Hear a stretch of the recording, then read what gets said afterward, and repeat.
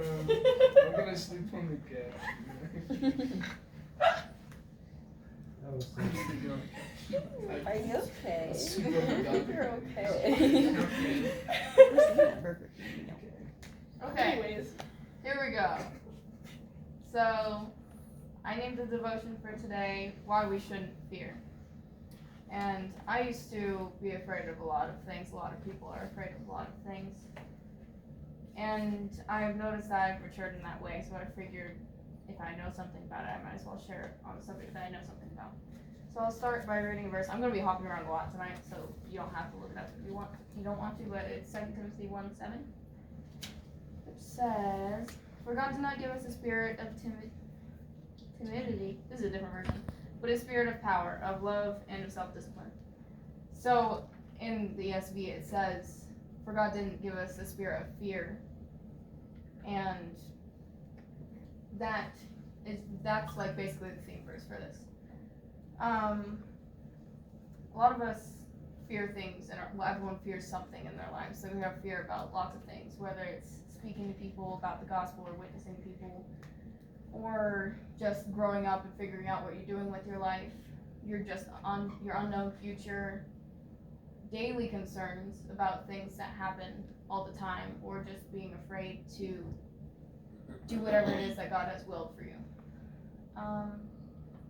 But there is a destructive nature to this fear. Of course there's healthy fear, but fear like this, fear of things that God has called us to do, is destructive to us. The other verse that I have to read is 1 Peter 5:8. Once I find that.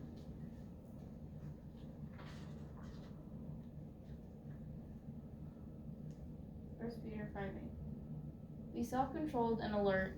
Your enemy, the devil, prowls around like a roaring lion, looking for someone to devour.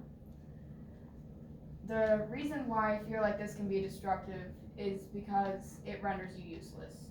And Satan and demons, that is their job. That is their profession that they've been focusing on since before any of us were born.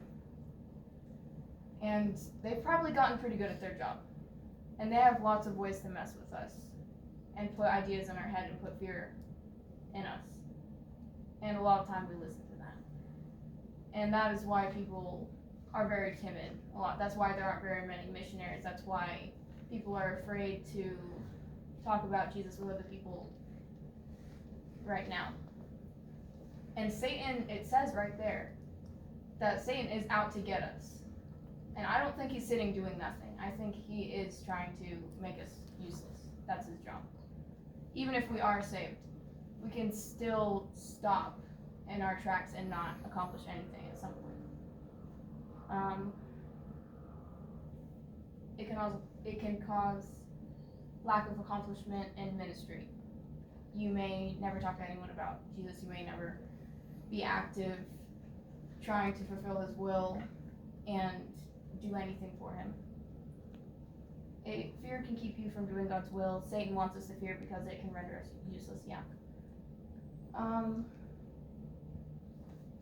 There are reasons, though, why we should put off this fear, because it is God's will for us to do these things. He would not tell us to do the things that he's told us to do if he didn't have a reason for us to do that.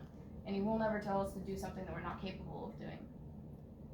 So just know that when you're afraid of something, that God is sovereign, and he can work things out in any situation. You've heard that before, but a good example of that is the story of Joseph. Joseph was sold into slavery. He was in a bad situation.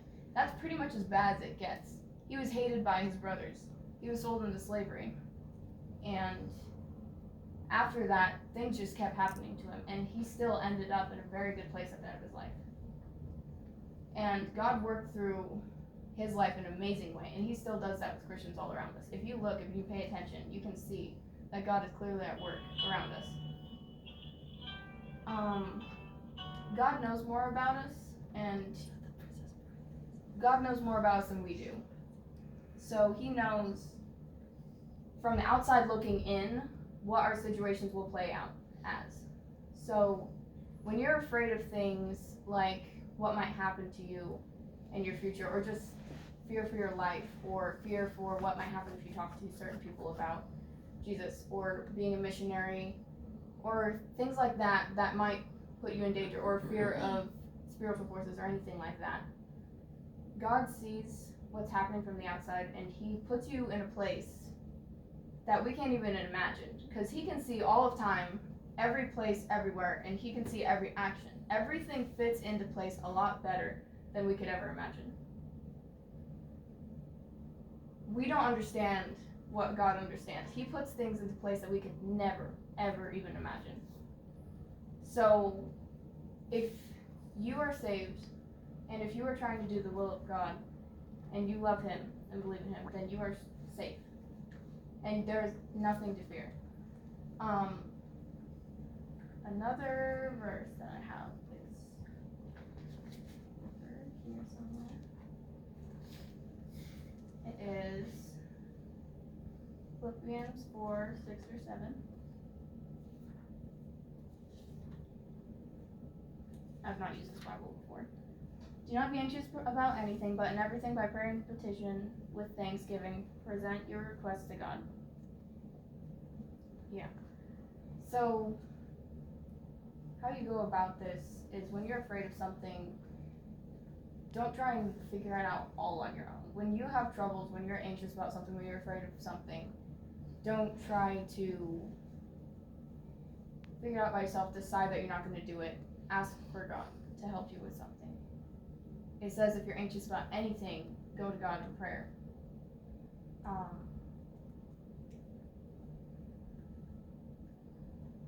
So, if he says not to be anxious, we have a reason not to be anxious. We don't know better than God. If God says that we're okay, we're okay. You have a reason to believe that. God will not lie to us. And if he says not to be anxious about anything, not to fear anyone but him, then we have no reason to fear those things, or those people, or those situations.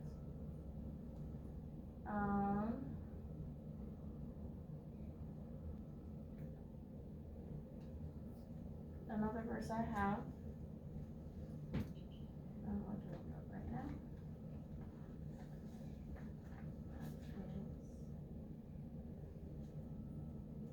Luke 12, 4 through 6.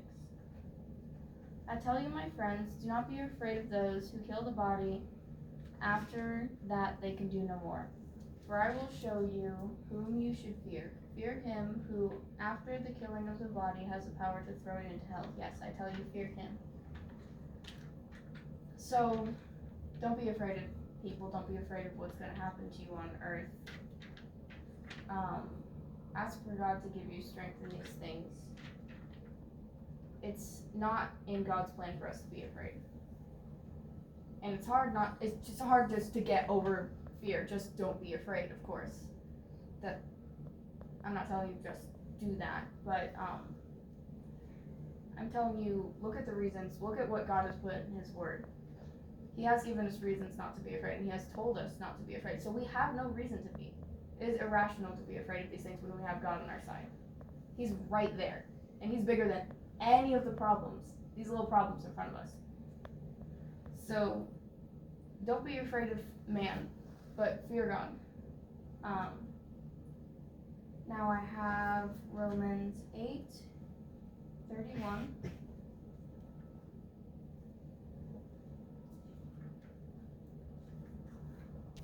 What then shall we say in response to this? If God is for us, who can be against us? That just pretty much sums a lot of that up. And then for the last thing I would have to say would be in Psalms 34:4. I sought the Lord, and he answered me. He delivered me from all my fears. If you go to God in prayer, he will not leave you hanging. And you don't have to figure out what you're afraid of all on your own. You don't have to do this. God is there for you, and there's a reason why he's told you to do this. You can also talk to other people about your fears. It says confess to other people in the church. You don't have to handle everything on your own. If you're afraid of something, you can go to someone who is experienced and spiritually mature, and they can help you about things. I've done this, and it is one of the best decisions I've made in my life. I've gotten stuck in my growth before. It happens constantly.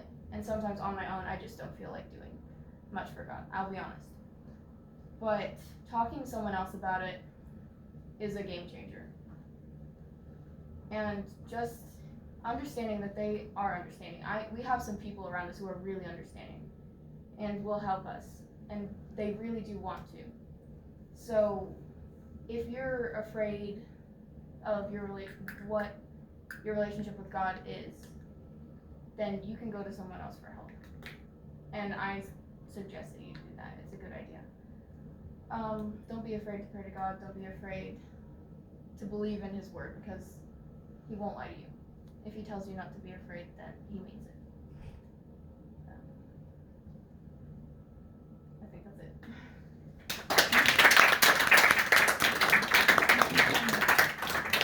Thanks, Rachel.